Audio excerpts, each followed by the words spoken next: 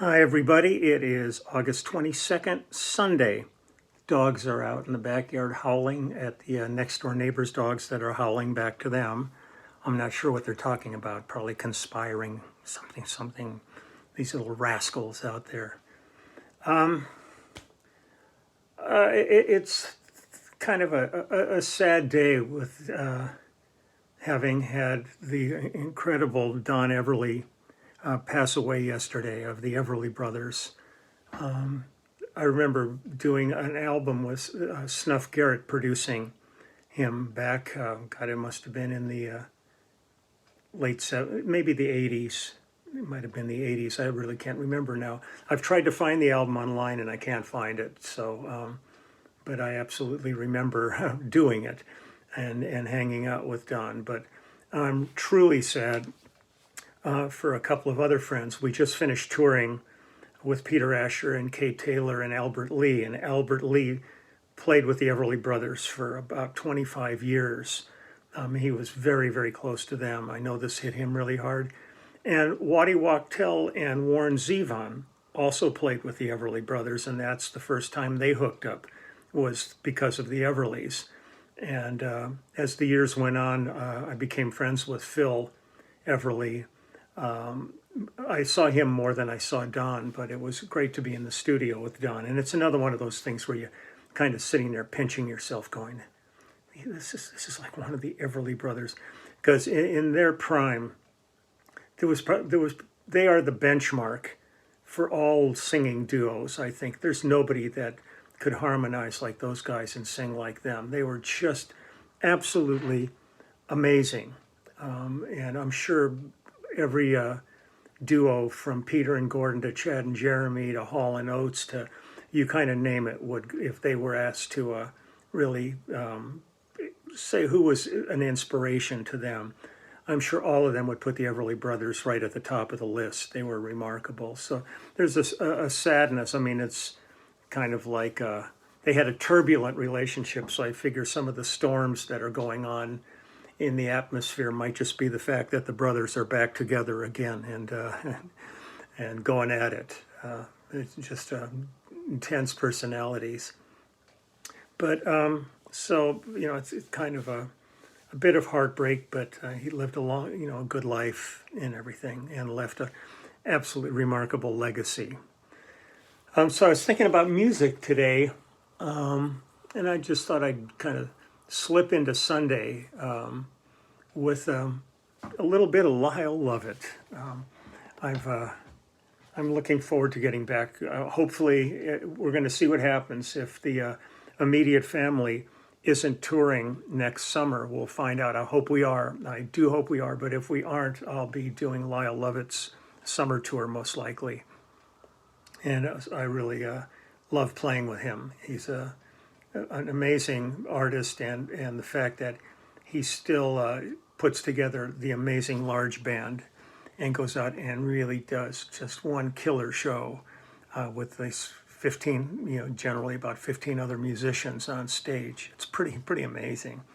So I thought it's Sunday, so I thought I would go visit his song Church that we did on Joshua Judge's Ruth. That album was produced by Billy Williams and George Massenburg and Lyle, and it was engineered by George Massenburg and Nathaniel Kunkel, who's Russ Kunkel's son, and then mixed by George. We did the album, I think it was, God, I don't remember when we did this, 92 maybe, something like that. I'm not sure. But I thought I would play two songs. The first one I'm going to do is called Church, which I figured was probably a good song to do on a Sunday. And it's a fun group on this. It's myself and Russ Kunkel on drums, Dean Parks on guitar, Matt Rawlings on keyboards, and then Francine Reed, Arnold McCullough, Harry Bowens, Kathy Hazard, and Sweet Pea Atkinson. They're all the background vocalists on this, and we lost Sweet Pea a while back too. And he was truly a unique character. I mean, I loved being on the road with Sweet Pea. It was always an adventure with this guy. What an absolute character. He always had his hat box with him with his He was always styling. He was a sight to behold. So so let's go ahead and kick Sunday off here with a little church. Here we go.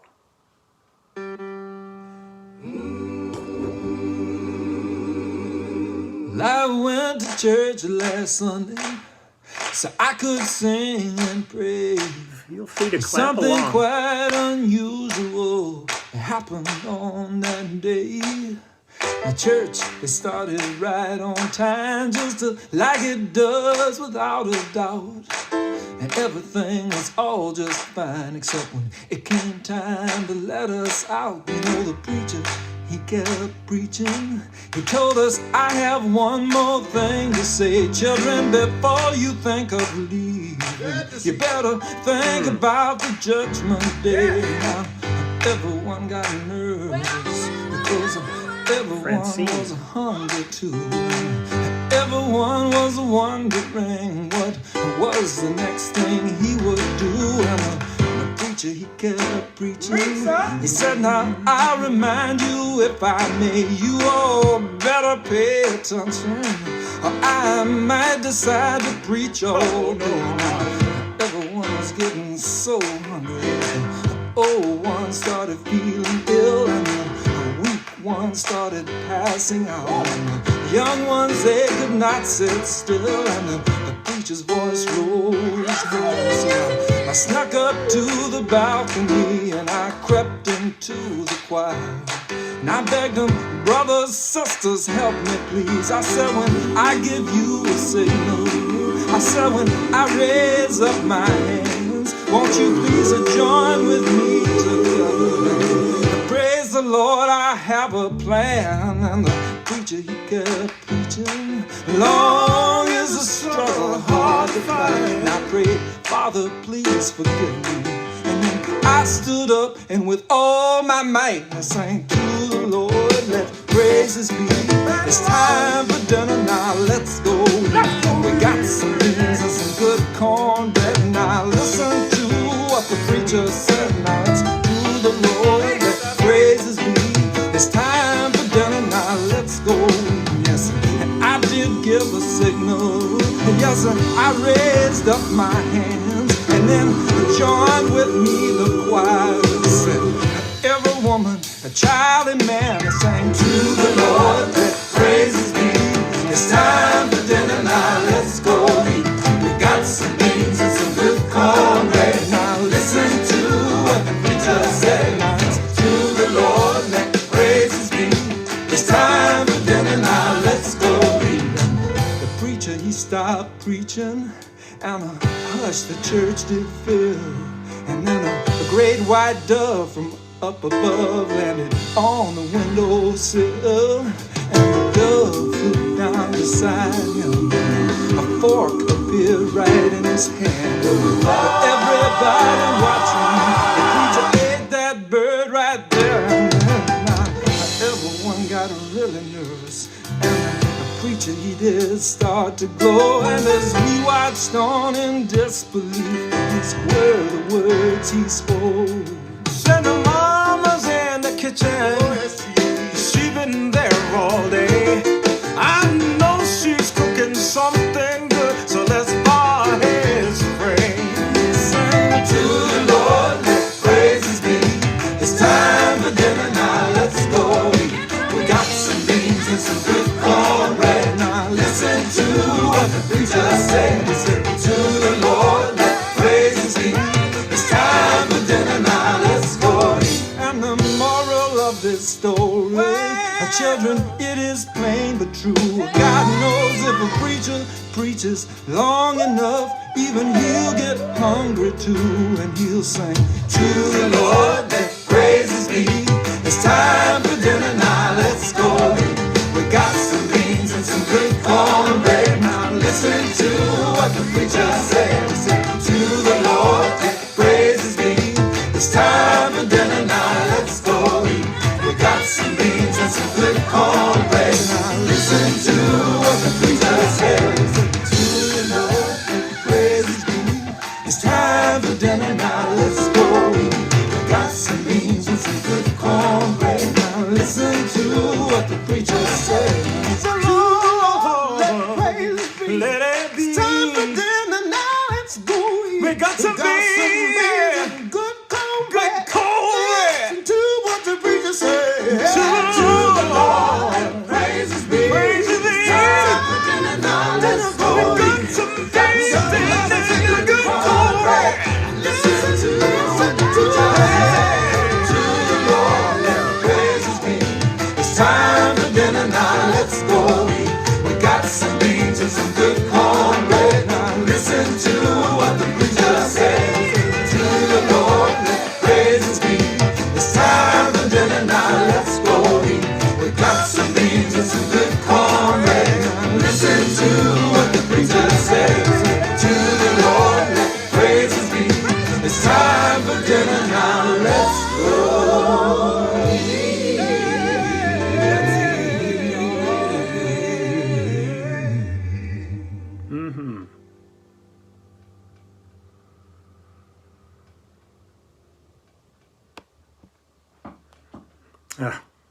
You know, I love Lyle's writing. Because he's of that school of just great storytellers. You know, it's not verse, chorus, verse. I mean, all of his songs have just these really amazing stories to be told. And when you really dig into the lyric, they're really some pretty amazing songs. And I always love when he goes out and does tours with maybe two or three other songwriters, and they do each other's songs and talk about, you know, the process and different things about their writing approach. So it's great. It's a fun tune, you know, just listen to everybody on there. I'll do one more. This one is, it's just, some of the songs are just so beautiful. And this one is myself and Russ and Matt Rawlings and Ray Herndon and Dean Parks on guitar on this one. And Lyle, this is one of the, I think I played fretless on this one. It's almost everything on this Joshua Judge's Ruth album was my, here.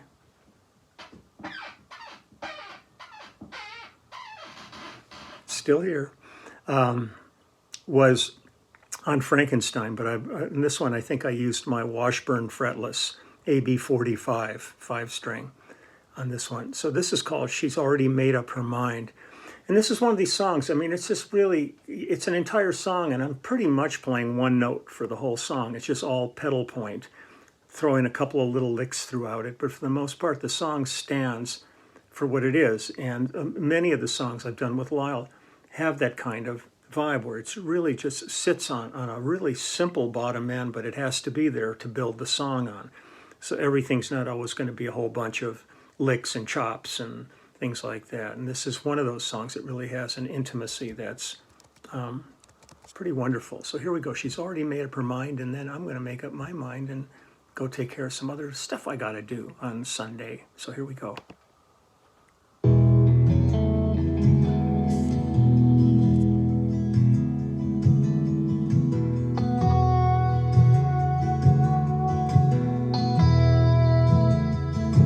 She said something about going home.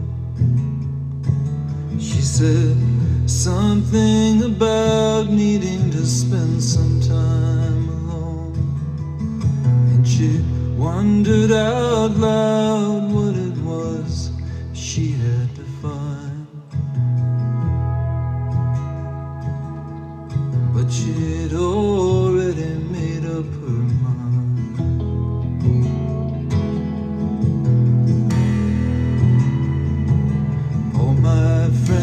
Told me she was too young. Well, I knew that myself, and I tried to run. All I'm doing is.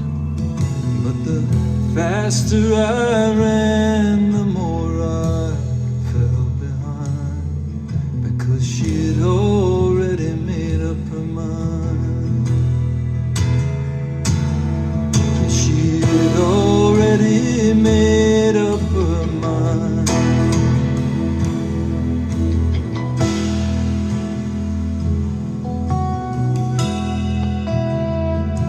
Now nothing so deep as the ocean, and there is nothing so high as the sky, and there is nothing unwavering as a woman when she is already made up her mind. So now she is sitting at one end of the kitchen table, and she is staring without an expression, and she is talking to me without moving her eyes, because she is already made up her mind. She is already made up her mind. She's already made up her mind.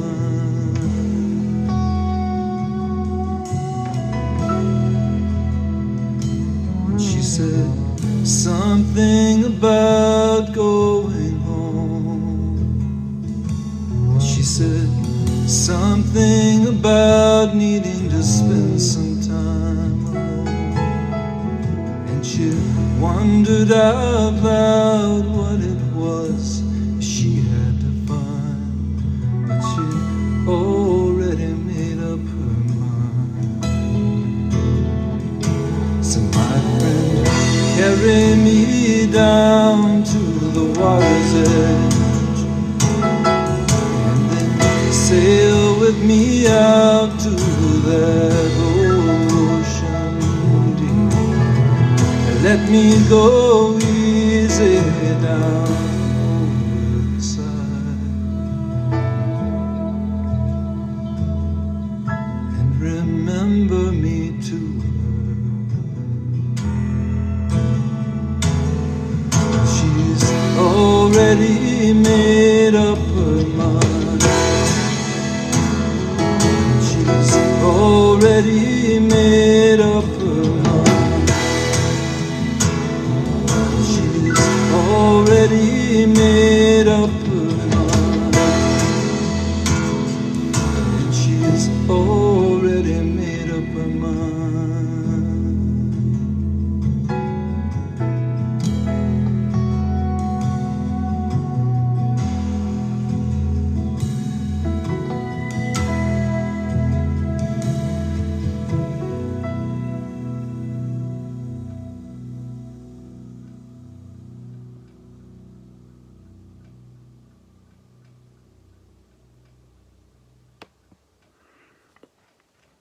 I love songs with that kind of atmosphere. I mean, it's a really great storytelling, but just there's lots of little nuances and textures, but it's basically, it's just this kind of static feeling throughout it, which creates kind of the tension of the lyric on it. I love Lyle's songs. So I am going to run along now, get out of your hair, and I don't have that much left on for me, so I'm kind of coveting every little bit that I can still hold on to. But I'm going to take care of some stuff and do some bass parts for some songs that were sent to me, and I just finished another cameo that I'm sending off for a birthday wish, and then I have a couple of book orders and t-shirt orders to get in, fill out today so I can drop them at the post office tomorrow. So lots of little things to do. And still completely excited about this coming Thursday at the Grammy Museum when the immediate family presents their new album. There's still a few seats left, so if you're in town and you want to come down there, call and get your tickets. And we're going to be signing the first batch of CDs. Nobody else will have them until the following day is when they actually are available, so you can get the first in line moment there with some signed CDs. And let's see. Oh, and I got it in the mail yesterday. The band is on the cover of Music Connection magazine, so it was really kind of great just to see this big interview there. The interview was done with Cooch and Waddy on it, which was good. It was fun reading their ideas about things, and we'll be sharing those at the Grammy Museum. And then our album is released on the 27th. And we're still looking at work starting later in the year, and we're hoping that things just don't get so screwed up that we have to be worrying about that. I really hope that we'll be able to fulfill all of the things that we want to be doing. So let's see. Other than that, you know, my heart's with the Everly family. It's a big loss losing Don. So it's inevitable. They're people are going pretty quick at this point from that generation of musicians, kind of the golden age of all of this. It was pretty magical. And then the other part is just my thoughts are with everybody working frontline. You know, they don't get the weekends. They're in there working straight through. I can't imagine the post-traumatic stress a lot of these people are going to end up dealing with when this finally starts to be under control and they can take a breath and sit back. And what they've endured during this period is really astounding. So my thoughts are with them, with the people of Haiti, the people that are in the way of this hurricane moving up the East Coast, and the people of Afghanistan that are dealing with this nightmare that's unfolded there. That was inevitable. It's heartbreaking for humanity, all these things going on. So try to just take good care, take care of yourselves, your families, be smart about all of this stuff, and we will get through it at some point.